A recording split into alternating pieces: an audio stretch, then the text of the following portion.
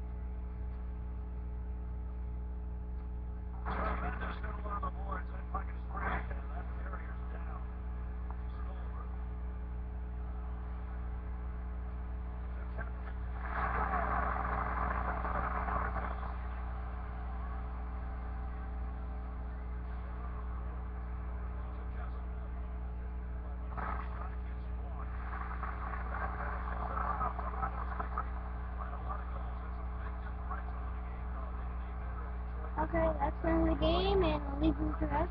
Cheers, and I hope you have a good one. Peace out.